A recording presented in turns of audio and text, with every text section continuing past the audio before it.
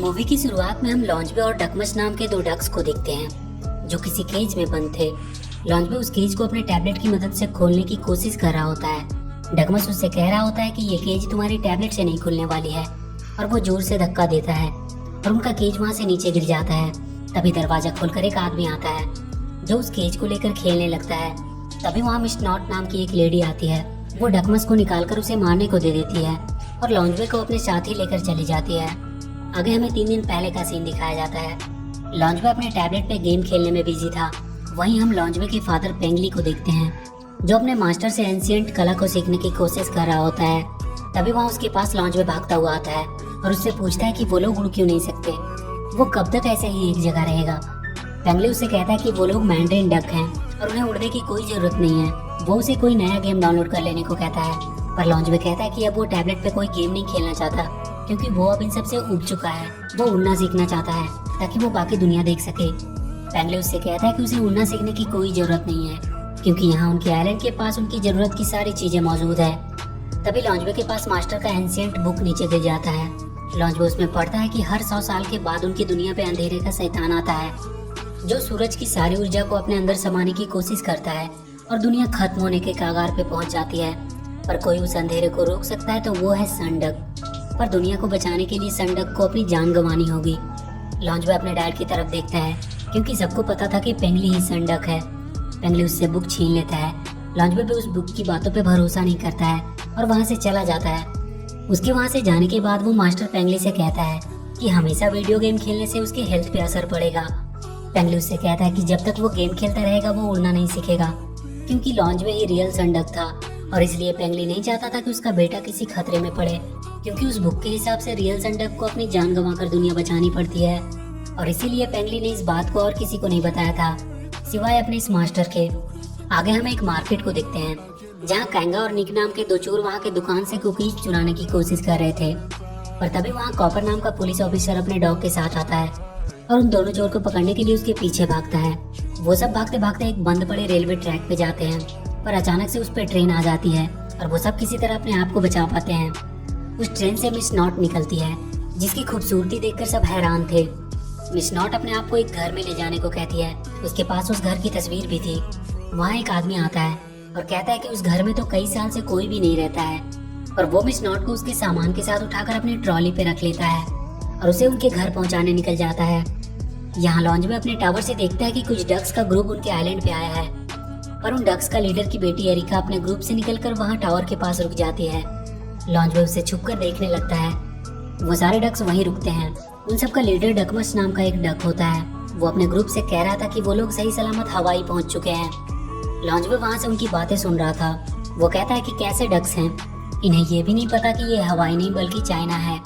तभी उन सारे डक्स के पास पेंगली आता है और उनका अपने आइलैंड पे वेलकम करता है, पर डकमस उससे रूडली बिहेव करता है और कहता है कि वो यहाँ हवाई में छुट्टियाँ मनाने आए हैं। पर पेंगली उसे समझाता है कि ये हवाई नहीं बल्कि चाइना है, पर डकमस उसकी बातें नहीं सुनता है और उसे वो एक मैप दिखाकर कहता है कि ये हवाई है, वो कभी गलत नहीं हो सकता है। और इसी बात को लेकर उन दोनों में वहाँ झगड़ा हो जाता है। तभी पेंगली का मास्टर उससे कहता है कि उसके सूरज को पंप करने का टाइम हो गया है। उन सारे मेंटेन डक का मानना था कि पेंगली ही सूरज को उगाता और डुबाता है। डकमस उस पर हंसने लगता है कि वो उससे डरकर भाग गया। वो अपने सभी ग्रुप्स की आर्मी से कहता है कि वो सब वहाँ पास की क्रूज में आराम करेंगे। इधर मिस नॉट के घर पे कॉपर नजर रख रहा था क्योंकि उसे वो पसंद आ चुकी थी। तभी वो देखता है कि वो दोनों चोर वहाँ भी पहुँच गए हैं। निक मिस नॉट के घर के बाहर रखे सामान को खोलने की कोशिश करने लगता है। तभी कॉपर आकर उन्हें पकड़ लेता है और मिस नॉट को जाकर बताता है कि ये लोग उसके घर पे चोरी करने वाले थे। पर मिस नॉट उन्हें कॉपर से बचा लेती है और कहती है कि वो इसे छोड़ दे क्योंकि ये उसी के आदमी हैं। कॉपर उन्हें वहीं छोड़कर चला जाता है। वो दोनों मिस नॉट को उन्हें बचाने के लिए थैंक्स बोलते हैं और वो उन्हें एक डक की तस्वीर देती है जो लॉन्जवे की होती है और कहती है कि ये एक बहुत ही रेयर डक है और उन्हें वो पकड़कर उसके पास लाना है।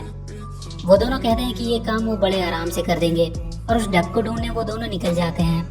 रात में लॉन्जवे छुपकर एक खुफिया रास्ते के थ्रू उस क्रूज के अंदर पहुंचता है। वहीं डकमस के पास उसकी सेक्रेटरी डून आती है और कहती है कि उसकी डॉटर ने उनके रूल्स को तोड़ा है और उसे अभी तक पनिश भी नहीं किया गया है।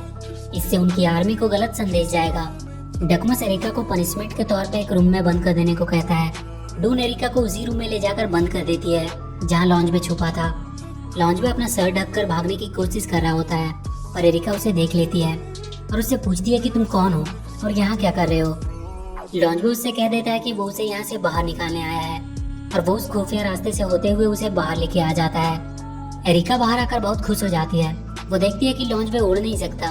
लॉन्जवे उसे अपने बारे में बताने लगता है कि कैसे उसके डैड ने उसे उड़ना नहीं सिखाया, क्योंकि वो कहते हैं कि मैंड्रिन डक उड़ते नहीं हैं। एरिका कहती है कि सारे डैड्स ऐसे ही होते हैं, उसके डैड भी उस पर हमेशा चिल्लाते रहते हैं। लॉन्जवे कहता है कि हाँ, तुम्हारे डैड थोड़ा पागल लगते हैं। ये सुनकर एरिका उस पर गुस्सा हो जाती है और वहाँ से चली जाती है। अगले दिन एरिका फिर से लॉन्जवे के पास आती है। वो लॉन्जवे को उड़ना सिखाने लगती है, पर लॉन्जवे की पहली उड़ान काफी निराशजनक रहती है और वो अपनी तरफ से पूरी कोशिश कर रहा होता है। इधर वो दोनों चोर लॉन्जवे की तलाश करते करते उनके आइलैंड के बहुत करीब आ गए थे, और वो आइलैंड चारों तरफ से पहाड़ से घिरा हुआ था, इसलिए वो लोग एक जगह पे बॉम्ब लगाकर उसे तोड़ने का सोचते हैं। लॉन्जवे एक बार फिर से उड़ने की कोशिश करता है और उस टावर से कूद जाता है। वो सच में अब उड़ पा रहा था। वो तेजी से उड़ने लगता है और जाकर वहाँ जोर से पहाड़ से टकराता है। उधर उन दोनों चोरों ने बॉम्ब ब्लास्ट कर दिया था, इसलिए वहाँ पहाड़ भी टूटती है। एरिका को लगता है कि लॉन्जवे के टकराने से वो पहाड़ टूटी है। लॉन्जवे वहीं तालाब में गिरकर बहने लगता है। उन दोनों के ब्लास्ट से वहाँ एक होल हो गया था, जिससे उस आइलैंड का सारा पानी वहाँ से बहकर बाहर जाने लगा था।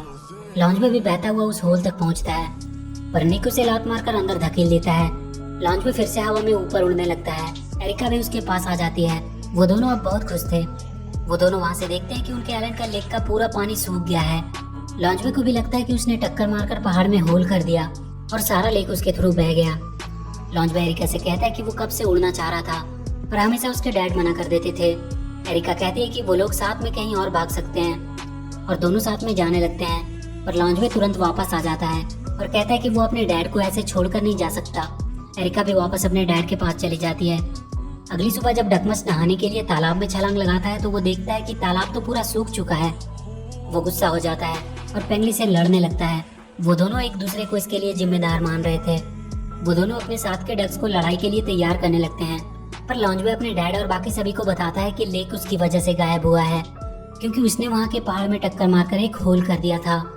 उसके पास एरिका आती है और उससे कहती है कि वो उसके साथ है। तभी वहाँ डकमस भी आता है, जिसे देखते ही पेंगली उसे एक लात मारता है और वो सीधा उस लेक में गिरने लगता है। जहानिक उस होल के थ्रू अंदर आकर डकमस को पकड़ लेता है और उसे अपने केज में बंद कर देता है। एरिका डकमस को बचाने के लिए जाती है। तभी एक डक देखती है कि लॉन्जवे के सीने में सन का साइन चमक रहा है। वो कहती है कि ये तो सन डक है, मतलब अब तक पेंगली ने उन्हें बेवकूफ बनाकर रखा कि वो सन डक है। उसका मास्टर सबको बताता है कि उसने ये सब लॉन्जवे की जान बचाने के लिए किया था। लॉन्जवे भी एरिका की मदद करने के लिए उसके पीछे जाता है। वो दोनों जो डकमस को लेकर मिस नॉट के पास आ जाते हैं। लॉन्जवे और एरिका भी उसका पीछा करते करते उसके घर तक पहुंच गए थे। मिस नॉट डकमस को देखकर उन दोनों पे गुस्सा करती है कि ये वो डक नहीं है जिसे वो लाने बोली थी। तभी उसकी नजर वहाँ लॉन्जवे पे पड़ती है और वो उसे पकड़ने के लिए जाती है। वो उसे भी पकड़कर डकमस के साथ ही बंद कर देती है। इधर पेंगली अपने बाकी सभी डक से कहता है कि उन्हें लॉन्जवे को बचाने के लिए जाना होगा, और वो उन सबको उड़ना सिखाने लगता है। मिस नॉट सनराइज होने से पहले अपनी एक खास मशीन को रेडी करने लगती है, और इधर कैंग उन डक्स के साथ खेल रहा होता है। तभी उसके पास मिस नॉट आती है और डकमस को उसे मारने के लिए देकर लॉन्जवे को अपने साथ लेकर चली जाती है। एरिका भी अपने फादर के सभी आर्मी डक से उन्हें छुड़ाने के लिए उनकी मदद मांगती है। कैंग इधर डकमस को मारने वाला होता है, पर डकमस किसी तरह अपने आप को वहाँ से छुड़ा लेता है और वो कैंग को वहाँ उसकी रस्सी से बांध देता है। मिस नॉट अपने घर के ऊपर अपना मशीन सेट करने लगती है। उसका एंटीना सूरज की ऊर्जा को खींचने लगता है। डकमस को बचाने के लिए एरिका बाकी आर्मी को लेकर उसके पास पहुंच चुकी थी। पेंगली भी अपने बाकी सभी डक्स के साथ वहां आ चुका था। वो सारे डक्स मिलकर उस पर हमला कर देते हैं और पेंगली के एक तीर से मिस नॉट का असली चेहरा सबके सामने आ जाता है। वो एक बहुत ही बूढ़ी औरत थी और वो वापस से अपनी जवानी पाने के लिए सूरज की सारी रोशनी को खींच रही थी, जिसमें उसे संडक की बलि देनी थी। पेंगली और उसके सारे डक मिस नॉट के सामने बहुत कमजोर पड़ रहे थे। तभी डकमस भी अपनी आर्मी के साथ मिलकर उसके ऊपर हमला कर देता है, पर वो अंदर चली जाती है और अपने सर पे एक मशीन लगा लेती है, जिससे उसे सूरज की ऊर्जा मिलने लगती है। वो वापस से जवान और सुंदर होने लगती है।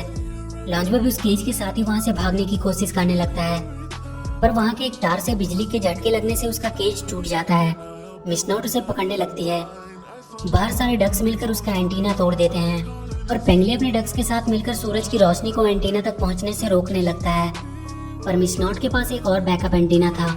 उसकी मशीन फिर से काम करने लगती है लॉन्जवे वहाँ से भागने की पूरी कोशिश कर रहा होता है। मिस नॉट उसे पकड़े हुए थी। लॉन्जवे सूरज की तरफ अपना हाथ करता है और सूरज का सारा पावर उसके सीने पे पड़ने लगती है और बहुत जल्द उसकी पावर से वो एक जलता हुआ आग का गोला बनकर मिस नॉट के घर में गिरता है। उसका सारा घर बर्बाद हो जाता है। एरिका लॉन्जवे को ढूंढने जाती है। वो वहीं दबा पड़ा होता है। सब सोचते हैं कि वो मर चुका है, पर लॉन्जवे जिंदा था। एरिका उसे गले लगा लेती है और वो मास्टर कहता है कि ये कैसे पॉसिबल है। उसके बुक में तो लिखा था कि संडक अपनी जान देकर दुनिया को बचाएगा। लॉन्जवे उससे कहता है कि ये सब बातों में वो विश्वास नहीं करता, उन्हें अपनी बुक बदलनी चाहिए।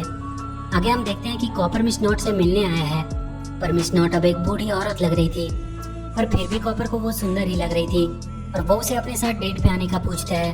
और इसी के साथ ये मूवी यहीं खत्म। अब जंगल में तमाम परिंदों और जानवरों की दोस्ती हो गई थी और तमाम परिंदे जानवर अपनी हंसी खुशी जिंदगी गुजार रहे थे। जंगल में बहुत सुकून था।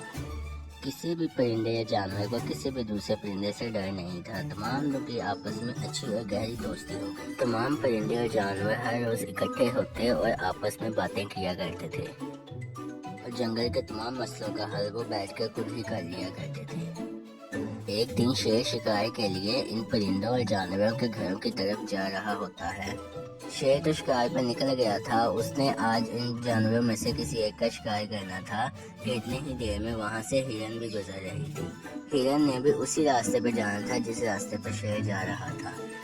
हिरन को इस बात का इल्म नहीं था कि इस रास्ते से शेर गुजर के गया है, लेकिन जब वो थोड़ा ही आगे गई तो उसे इल्म हो गया कि यहाँ से शेर गुजरा है, तो वो उसी पान से वापस आ गई।